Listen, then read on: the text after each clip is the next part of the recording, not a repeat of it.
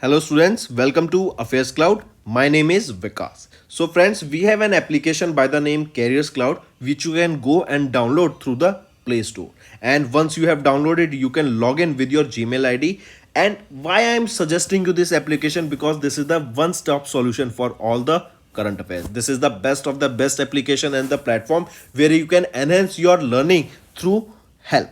Here you will be provided with multiple courses. Here you will be provided with multiple options of quizzes, and even you will be provided current affairs on daily basis. PDFs and quizzes will be provided to you on daily basis, both in Hindi as well as English. Here you will be provided current affairs with weekly basis and monthly basis also. Here remember, once you have done watching our video, then you can log in through this application, take out the PDF, read that PDF and go through the quizzes. That will enhance your preparation. Same you have to do for weekly and same you have to do for the monthly also. In monthly you will be provided with the top 100 important questions PDF and video also, that will enhance your learning, and it will be a very beneficial and important video for the revision perspective. And not just this friends, apart from this we also provide you banking and economic questions. We provide you state current affairs such as of Uttarakhand, UP, Tripura, Telangana, and many more. Not just this, apart from this, we also provide you topic wise current affairs, and the topics that we are providing you are really important. These topics are such as national affairs, international affairs, important days, sports, defense, science and technology, apps and web portals, obituary. These are the important topics that are being asked in various exams across India. So these are the topics that are must and should be covered and will be beneficial for the preparation of the students. So such friends, I'll highly suggest you to watch our video, as they will be very beneficial for you in the long term. Hello students, how are you all? I hope you are all good. So students, in this video we will be discussing important current affairs of 7th of February. The session will be really important, so do pay attention till the end. Let's start with the first question.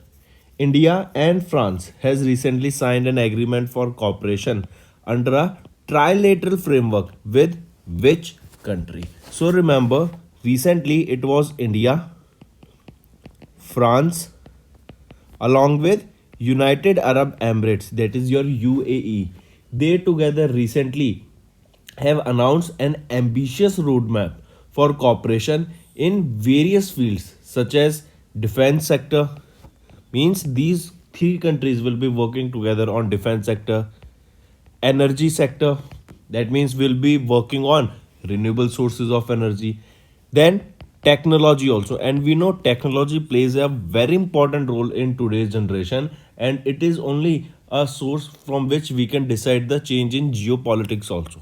If you remember, de-dollarization is going on, and because of de-dollarization, what is the reason? That different countries now want to use their own currency for the trade purposes. All right, that if you want to trade with a certain country, now they want that they should use their own country currency for the trade, as dollar was used as a weapon against Russia, as when their trade or when their payment gateway, that was SWIFT, was banned, or Russia was banned from the SWIFT.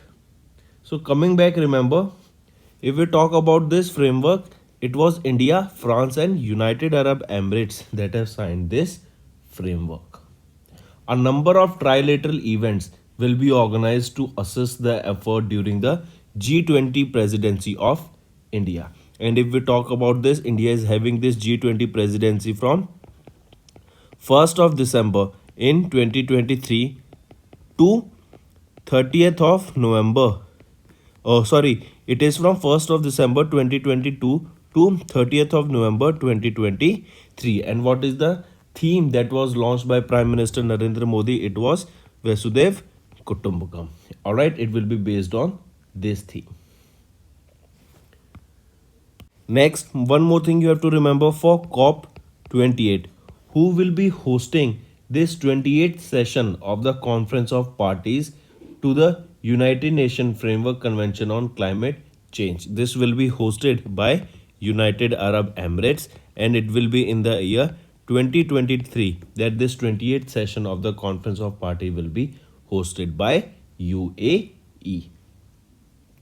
Also, the three nations also decided to enhance their cooperation through various projects such as Indo-Pacific Park Partnership headed by India and France and Mangrove Alliance for Climate that is led by United Arab Emirates. And if you remember, 2023 year has been declared as the International Year of the Millets, and these three countries have also decided to focus on major concerns like single use plastic pollution, desertification, and food security also. So, coming back, this trilateral framework between India, United Arab Emirates, and France was signed. So, correct option here becomes option 1. Apart from this, remember there was a heavy earthquake between 7.2 to 7.8 Richter scale, this of magnitude, this, and Richter scale is the scale that defines this magnitude of the earthquake. So in Syria, Turkey, there was a heavy earthquake due to which there is a large number of casualties. It is expected that more than 20,000 people have lost their life in this particular earthquake that took place recently. All right. Next. Next news is Save a Wetland. This is the campaign that was launched by whom? All right. First of all, remember it was which ministry also this question can be asked. So Save a Wetland. This was launched by the Ministry of Environment, Forest and Climate Change. So remember, Ministry of Environment, Forest and Climate Change launched this campaign that is Save a Wetland. If the name of the person is asked, so he will be Bhupendra Singh Yadav ji, who launched this Save Wetland campaign. And if you remember, he is also our Union Minister for Environment, Forest and Climate Change. This particular campaign is structured on a whole of society approach for wetland conservation. Alright, I repeat, this is based on a whole of society. Whole of society approach for wetland conservation. This was launched during the Wetland Day. This was launched during the World Wetlands Day. This was being observed in Goa on 4th of February, and this was then launched. This campaign, that is Save a Wetland campaign, this campaign is a 1 year long campaign that will include creating awareness about the importance of wetlands among the people and also help in increasing the coverage of wetlands and establishing citizen partnership for the wetland conservation. Alright, so correct option here becomes option 1. If we talk about Piyush Goyal, he inaugurated Mango Festival. Where did he inaugurate it? In Belgium, Brussels. Alright, this is important and you need to remember it. Next, okay, before moving, if we are talking about Goa, then tell me, Saujao festival is also observed in Goa. Here in Goa, National Museum for Customs and GST is also located. Alright, in Goa itself. And recently, an airport was named after the former Chief Minister of Goa. It will be our Manohar International Airport. Alright. Next, Indian Railways will introduce Bharat Gaurav Deluxe AC tourist trains under which scheme? I repeat, Indian Railways will be introducing Bharat Gaurav Deluxe AC tourist train under which initiative? So remember, these Bharat Gaurav Deluxe AC tourist train, they will be launched for a special tour that is Garvi, Gujarat. That will be launched for a special tour that is Garvi, Gujarat, and it will be for showcasing the cultural and spiritual heritage of Gujarat. Alright, and if question asks that Who introduced this? It was introduced by Indian Railways. It was introduced for a special tour, that is Garvi Gujarat, that will be showcasing the cultural and spiritual heritage of Gujarat. On 25th of February, the train will be operated by the Indian Railways Catering and Tourism Corporation, that is IRCTC, and will depart from Delhi Safdarjung railway station on an 8 days tour. So question can also be asked that this Bharat Gaurav Deluxe AC train will be departing from which railway station? It will be from Delhi's Safdarjung railway station. The entire tour will be for 8 days and it will be covering a distance of 3500 kilometer during a 8 days journey. This launch of the Bharat Gaurav tourist train is in line with the government of India's initiative Dekho Apna Desh. This is also important. Alright, Dekho Apna Desh. Under this initiative only, this Bharat Gaurav Deluxe AC tourist trains were launched. Now the question asked here is, in under which scheme it was launched? It was launched under Ek Bharat Shresht Bharat. Then if we talk about this deluxe trains, the train is designed in line with Ek Bharat Shresht Bharat scheme of Government of India. Alright, that conceptualized on the life of Sardar Vallabhbhai Patel, who is also known as the Iron Man of India, and to showcase the heritage of Gujarat. Here it will be first AC, second AC class, and they will be operated for 8 days inclusive tour. The train will consist of 4 first AC coaches, 2 second AC coaches, and 1 well equipped pantry car and 2 rail restaurants that can accommodate a total of 156 tourists. So another question, that this Bharat Gaurav Deluxe AC train can accommodate a total of how many tourists? So they can accommodate a total of 156 tourists. Here if we talk about this 8 days tour, in this particular 8 days tour, various world heritage sites and religious sites will be covered here. For example, world's tallest statue, that is the Statue of Unity, will be covered here. Akshardham Temple at Ahmedabad. Alright, Sabarmati Ashram, Modhera Sun Temple, all these sites that are the heritage sites, and apart from this, Dwarkadhish Temple, these all will be covered under this 8 days tours that will be done by this Bharat Gaurav Deluxe AC train that will be departing from Delhi Safdarjung railway station. So correct option here becomes option 2.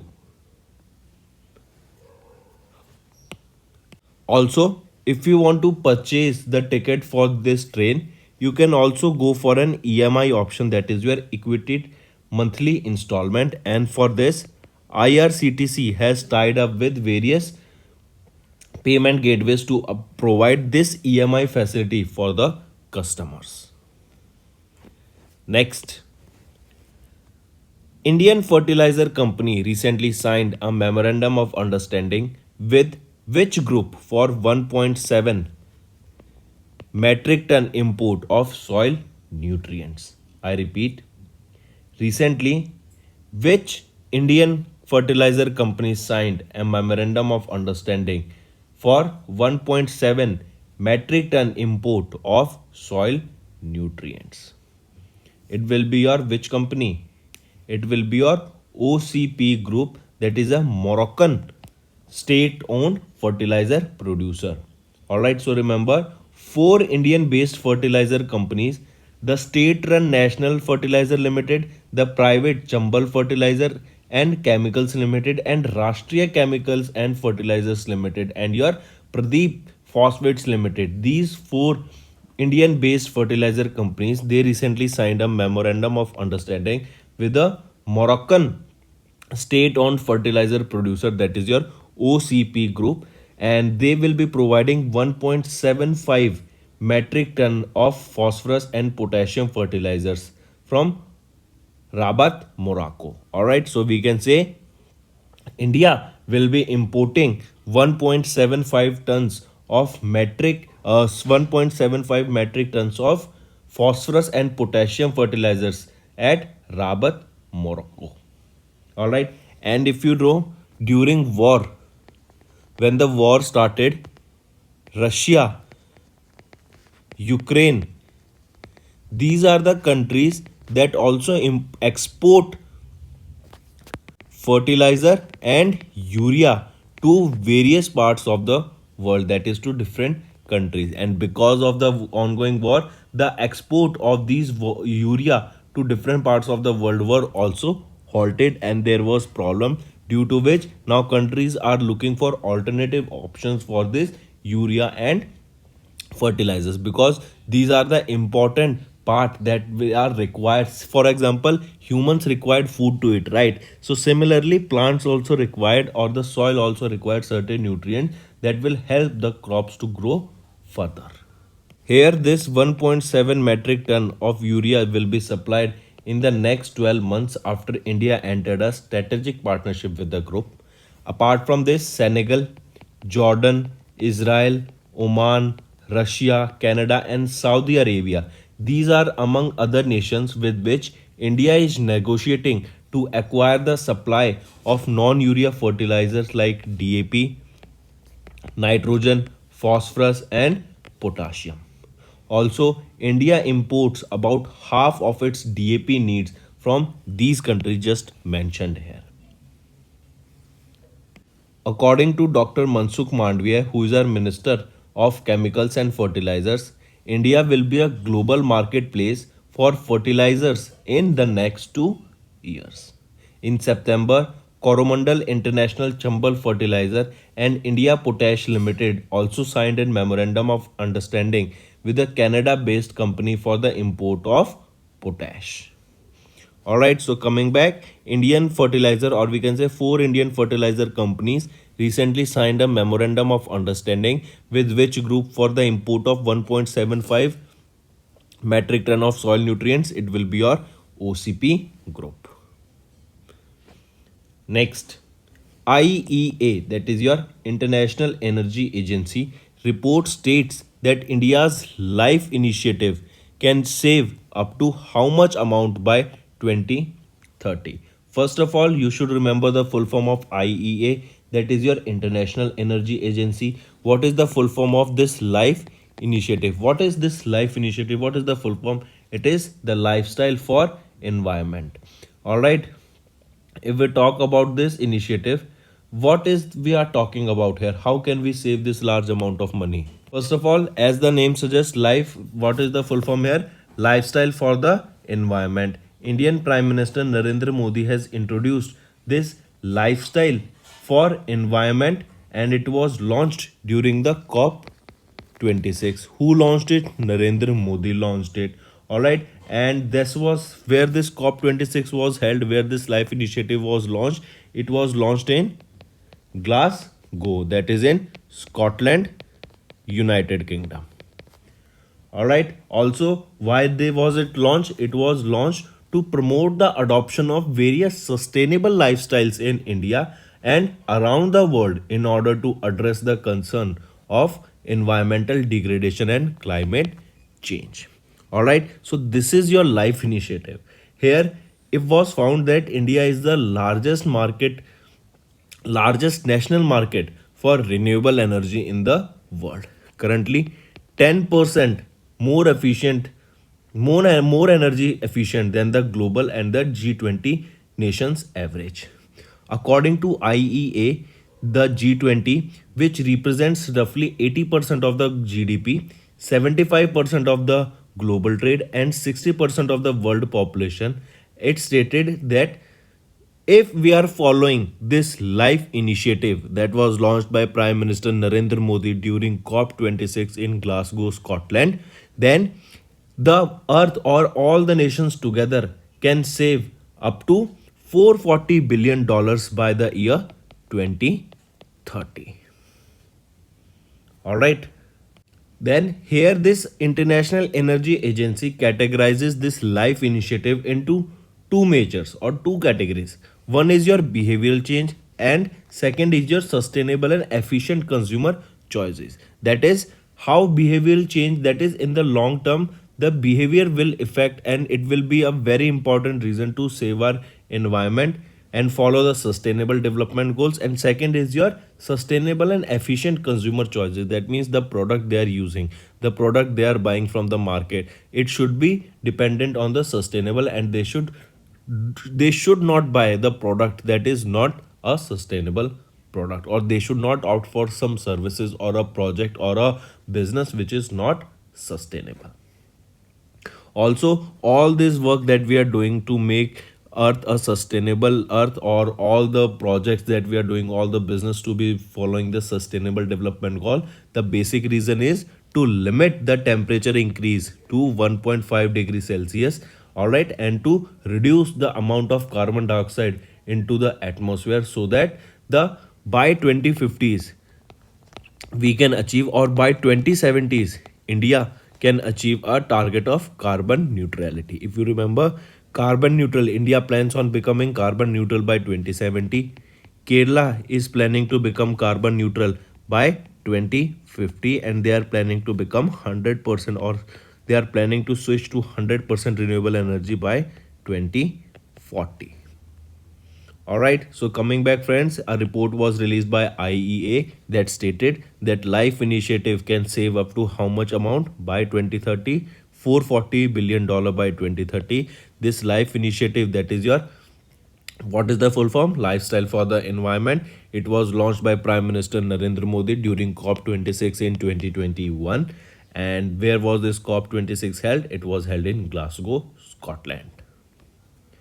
Next, blue and yellow bonds have been launched by whom? First of all, if you remember earlier, sovereign green bonds were launched. These green bonds were launched in order to provide a better infrastructure, a sustainable development goal based infrastructure. All right, and the amount that will be raised through these green bonds will be used to enhance your infrastructure. As the name says, suggests green, that means we are talking about sustainability, we are talking about sustainable development goals, we are talking about renewable energy, and we are talking about infrastructure that will be enhancing this renewable sources of energy. So now recently, which organization has launched this blue and yellow bonds also? So remember, it is your SEBI, that is your the Securities and Exchange Board of India, that is India's market capital market regulator. They have strengthened the green bond framework, and now by introducing these blue and yellow bonds. First of all, if we talk about blue bond, this blue bond is for water management. All right, and if we talk about yellow bonds, these yellow bonds are for solar energy. And you have to remember it. If we talk about green bonds, these green bonds are for infrastructure development. So coming back, all these things you should remember. These green bonds were launched by RBI. Blue and yellow bonds have been launched by SEBI. Blue bond is for water management. Yellow bond is for solar energies. All right, highly important. Then if we talk about SEBI, who is the chairperson? Madhabi Puri Bak. Where is the headquarter? Mumbai, Maharashtra. When was this established? In 1992. SEBI was established. All right, so correct option becomes option 1. Next, who received the most distinguished scientist of the year 2022 award? So remember, R.V. Prasad has been honored with the most distinguished scientist of the year 2022. If we talk about R.V. Prasad, remember R. Vishnu Prasad, he is the founder and chief scientist at the Vishnu Prasad Research Center, and has been awarded with the most distinguished scientist of the year 2022 award at the Indian Achievers Award 2022. All right, he was awarded by whom? He was awarded by Anurag Singh Thakur, who is our Minister of Information and Broadcasting. Where was he honored with this award? At Vigyan Bhavan. Vigyan Bhavan is in New Delhi. All right, and remember, R.V. Prasad was recognized for his working tirelessly on sustainable smart cities, and a vision to create a clean India through solid waste management. Then, if we talk about him, he is a scientist that hails from Chennai, Tamil Nadu. He is he almost has 69 patents and has published over more than 300 research papers in the international journal. All right, and he has been also won a number of honors including Shanti Swarup Bhatnagar Prize, that is India's highest award for contribution to science and technology, important and market, which is India's highest award for science and technology. It is Shanti Swarup Bhatnagar Prize. If we talk about Indian Achievers Award during which it was presented, the Indian Achievers Award is India's most prestigious award and prestigious recognition that is given to any individual who is working towards various fields such as culture, science, sports and innovation. So correct option here becomes option A. Next, who has been appointed as a full-time member of the Economic Advisory Council to Prime Minister?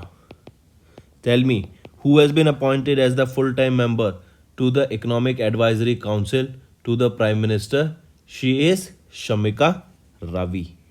Option A. Alright, she has been appointed as a full-time member of the Economic Advisory Council to the Prime Minister.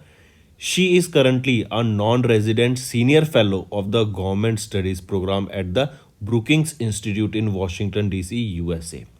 Shamika Ravi, she is the former director of the research at Brookings India and researches the economics of development including areas of finance, health, urbanization and gender equality. She was previously serving as a part-time member of the Economic Advisory Council to Prime Minister from 2017 to 2019. All right, who is the chairman for the Economic Advisory Council to Prime Minister? Vivek Debroy. Vivek Debroy.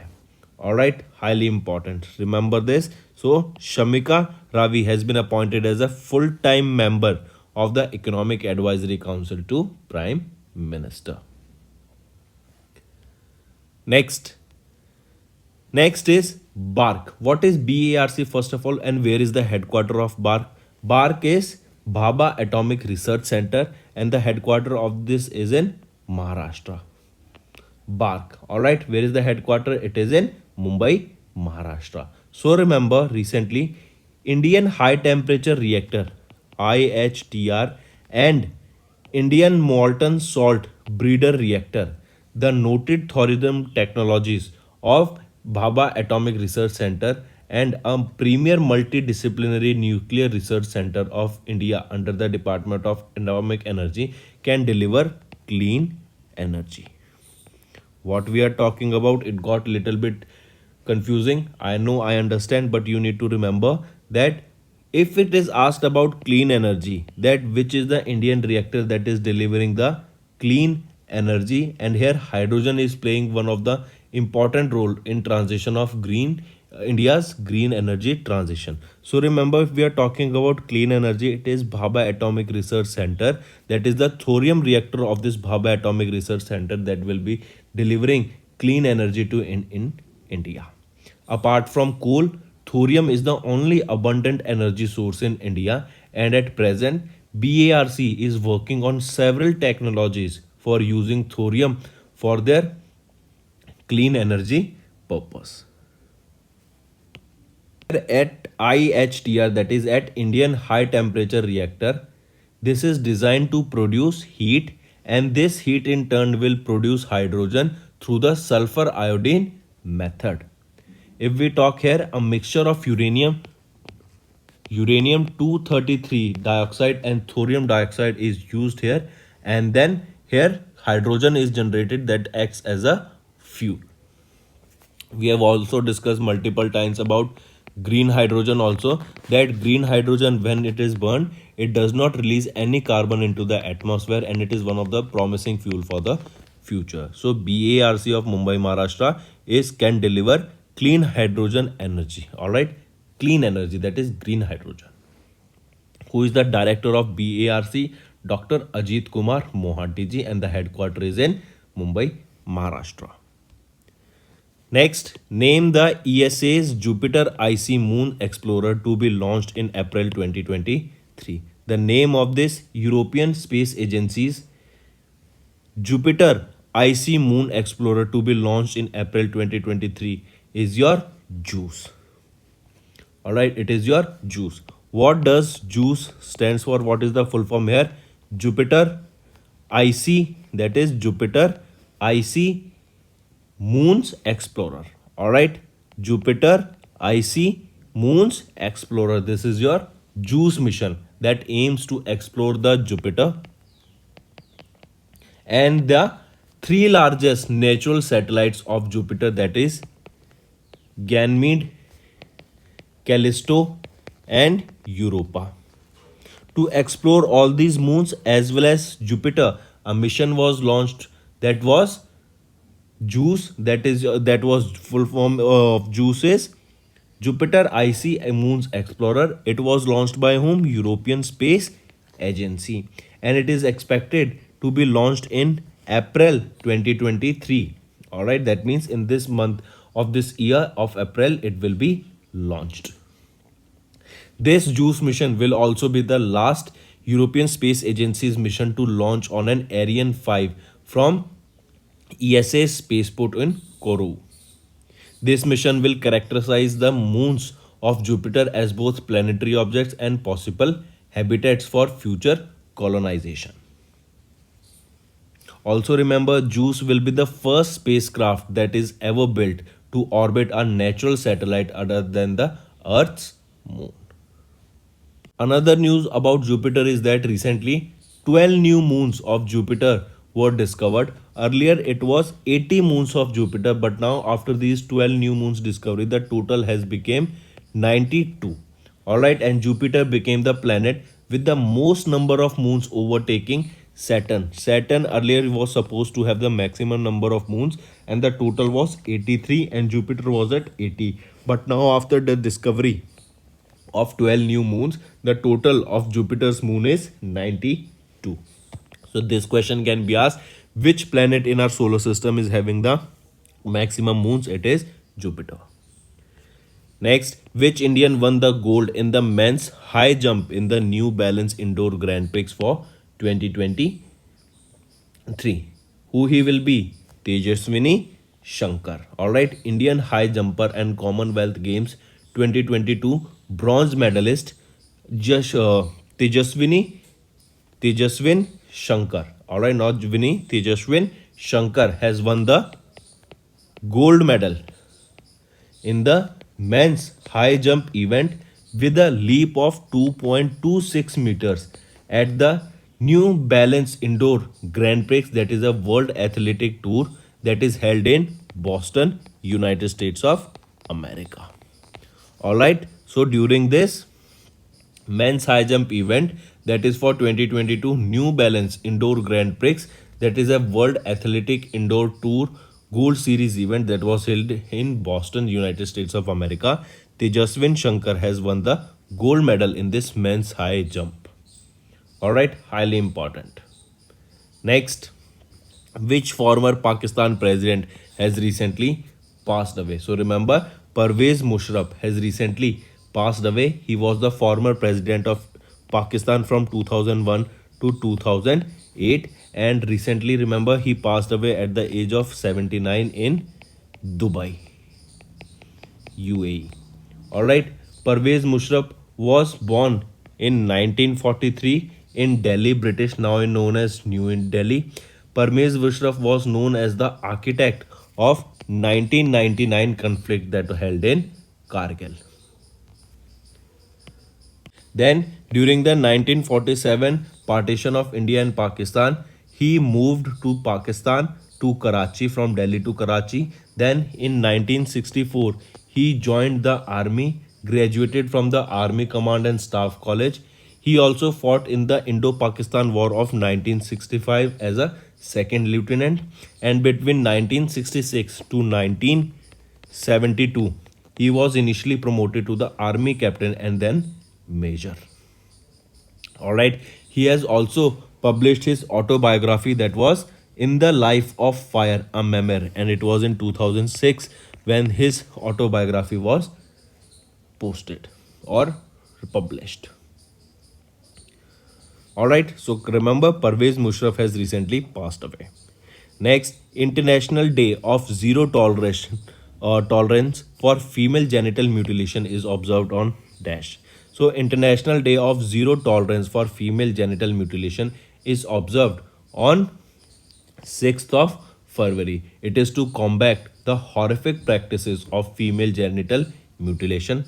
This day offers an opportunity for all the stakeholders involved in eliminating the FGM, that is your female genital mutilation, to reconcile the achievements, advocate for the amendment of the practices, and raise awareness. It was in 2023 that we observed the 12th anniversary of the International Day of Zero Tolerance for Female Genital Mutilation.